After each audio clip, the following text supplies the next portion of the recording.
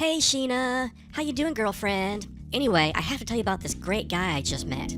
I ran into him at Starbucks. I noticed him from across the room. He was, kind of stocky, solid, little fat. You know how I like him. And he was wearing a brown wool coat, and he had one of those beards. You know, the kind of beard that just kind of goes around the neck, but with no mustache. You know how sexy I think those are. He also had some horn-rimmed glasses, and, not a fedora, but a trilby hat, is what he said. When he corrected me on that, I was like, duh, I'm so stupid. Anyway, he was working on his laptop, so I said, what are you working on? And he said he was working on a Game of Thrones fanfic? And I'm like, shut up! I love Game of Thrones!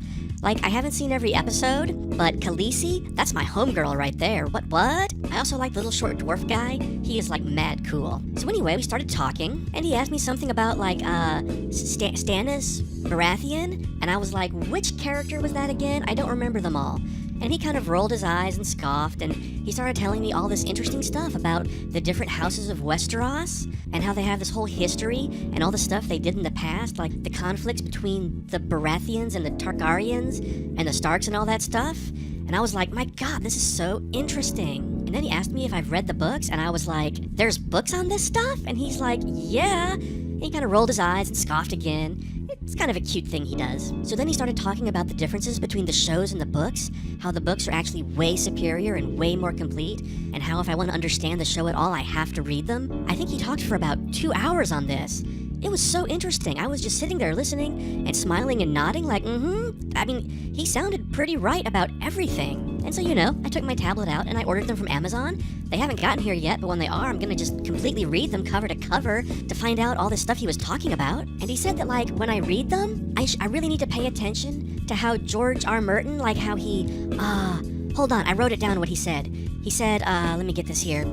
He said I need to pay attention to how he subverts the tropes of the fantasy genre to defy the expectations of the reader, and that also, like, totally, I should pay attention to the palpable sense of nihilism that is created in the narrative. I'm not sure if I wrote that down right. I should have written down a lot more of what he said because it all sounded, like, really super smart. Anyway, Sheena, I'm pretty sure I want to fuck this guy. I want to fuck him really hard. I mean, I was just getting super horny just sitting there talking to him. Like, I don't know if I want a committed relationship right now. You know, he says he's pretty busy right now. For one thing, he's working on the fanfic. That's gonna take a long time. Also, he said he's playing a lot of Fallout 4 and Overwatch with his friends, and that's gonna keep him pretty busy, I guess. And him and his guy friends, they like to get high and do Let's Plays on these games. I'm not sure what that is, but it sounds pretty important. So yeah, I don't know if I want a full relationship. I don't want to, like, meet his folks or anything, and I don't want to, like, go out to eat all the time because that shit gets expensive. No, I think I just want to hook up with this guy 4 or 5 times a week and just